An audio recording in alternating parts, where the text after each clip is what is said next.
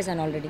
చివరిగా నిజంగా మీకు డ్రగ్స్ తీసుకునే అలవాటు ఉంది. ఎందుకంటే రాజస్థాన్ చెప్తూ ఖచ్చితంగా తను డ్రగ్స్ తీసుకుంటుంది అని చెప్పేసి రాజస్థాన్ అంటున్నారు. కానీ మీ తల్లిదండ్రులు చెప్తుంటే మాత్రం దానికి విరుద్ధంగా చెప్తూ ఉన్నారు. మీరేమంటారు? నేను తీసుకుంటే రాజస్థాన్ తీసుకుంటున్నట్టండి. నేను అమ్మితే అతను నాతో అమ్మిచ్చాడండి.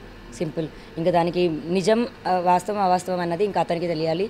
అది పోలీసులు ప్రూవ్ చేయాలి. పోలీసులు ప్రూవ్ చేసి ఎస్ ఈమె అమ్మింది అని ప్రూవ్ చేస్తే నేను శిక్ష అనుభవించడానికి రెడీ. ఇది లావణ్య చెప్తున్నమాట. అయితే ముందు నుంచి కూడా అంటే లావణ్య కుటుంబ సభ్యులు రాజస్థాన్కు ఆర్థికంగా భరోసాని ఇచ్చారన్నమాట ఆమె ముందు నుంచి చెప్తూ ఉంది. అయితే ప్రజెంట్ లావణ్య తల్లిదండ్రులు కూడా మనతో ఉన్నారు. వాళ్ళతో కూడా ఒకసారి మాట్లాడదాం. చెప్పండి, అసలు మీకు రాజస్థాన్ మీకు ఏ విధంగా తెలుసు? మీరు నిజంగా ఆయనకు ఆర్థికంగా కూడా సాయం చేశారు, ఆయన కెరీర్కి దోహదపడ్డారని చెప్పేసి అంటూ ఉన్నారు. 100% అండి.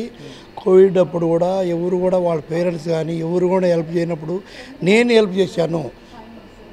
అర్థమైందండి. మీరు ఎలా ప్రిపేర్ అయినా పర్వాలేదు. ఒక అల్లుడనే కాదండి, ఒక మనిషి అని చెప్పి కోవిడ్ అన్నప్పుడు కూడా అంత హెల్ప్ చేశాను. కానీ ఇప్పుడు తను పక్కన వండుకుంటూ 14 సంవత్సరాలు తన పక్కన వండుకుంటూ డ్రగ్ తీసుకుంది, అది తీసుకుంటుందని ఆడపిల్ల మీద ఇలా నిఘా వేయటం మంచిది కాదండి. మీ మీడియా ద్వారా అందరికీ చెబుతున్నానండి, ఇలాంటి ఫేక్ న్యూస్ మాత్రం దయచేసి ఆడపిల్ల విషయంలో నన్ను తప్పుడానండి, పడతాను. అర్థమైందా?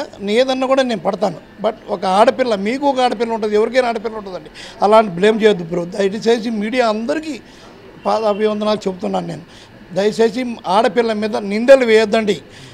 100% రాజు రావాలి, తన్ని పెళ్లి చేసుకోవాలి, గ్రాండ్గా మీరు కూడా రావాలి ఆ పెళ్ళికి. అందరినీ కూడా మీ ఆహ్వానిస్తామండి. అందుకే ఆగుతున్నాం బ్రో, వేరే ఉద్దేశం కాదు. రాజుకేమి ఇప్పుడు ఒక మాట అండి బ్రో, ఇప్పుడు సినీ ఫీల్డ్ మీద ఆధారపడి ఉన్నాడు. సినీ ఫీల్డ్ ఎప్పుడు ఉంటుందండి? ఉండదు. పెద్ద వాళ్ళు కూడా అయిపోతున్నారు. బట్ దాని మీద ఆధారపడి ఒక పేరెంట్స్ని కానీ ఒక అమ్మాయిని కానీ ఎలాంటి ఇబ్బంది పెట్టవద్దండి. మీ మీడియా ద్వారా చెప్తున్నానండి.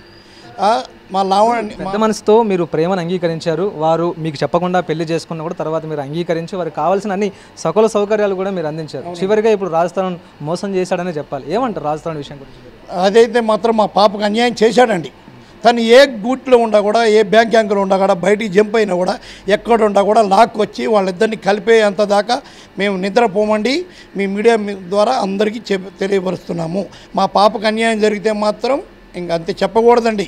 బస్ అంటే ఇప్పుడు మీ పాపకి అక్రమ సంబంధాలు అంటగట్టాడు, చివరికి డ్రగ్స్ కూడా తీసుకుంటుందని చెప్పేసి అని ఆమెను జైలుకు కూడా పంపిన అయితే చెబుతాడండి. ఎందుకంటే తన దగ్గర వండుకుంటూ తప్పు చేస్తే ఒక హీరో హోదాలో ఉన్నాడండి. మీ తమ్ముడు తప్పు చేస్తే మీరు ఎలా ఉంటారండి? చేస్తారా లేదా? అలా చేయాలి. కానీ ఇలా ప్రెస్ మీట్ పెట్టి అక్రమ సంబంధం అది తప్పండి. అది నేను నిరాకరిస్తున్నాను. అది తప్పండి, పద్ధతి కాదు. ఒక సపోర్ట్తోనే ఉన్నాం. అలాగే వాళ్ళ పేరెంట్స్ కూడా అంతే హెల్ప్ చేస్తారు. మాలివి మల్హోత్రా ఏ టైంలో రాజస్థాన్ లైఫ్లోకి ఎంటర్ అయింది? ఒక 15 months అవుతుందండి, 14-15 months అవుతుంది.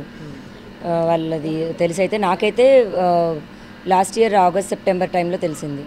మీరైతే జస్ట్ లాస్ట్ ఇయర్ అని చెప్పేసి అంటున్నారు, కానీ 2018 నుంచి రాజస్థాన్ నాకు దూరంగా ఉంటున్నాడని చెప్పేసి మీరు కంప్లైంట్లో పేర్కొన్నారు.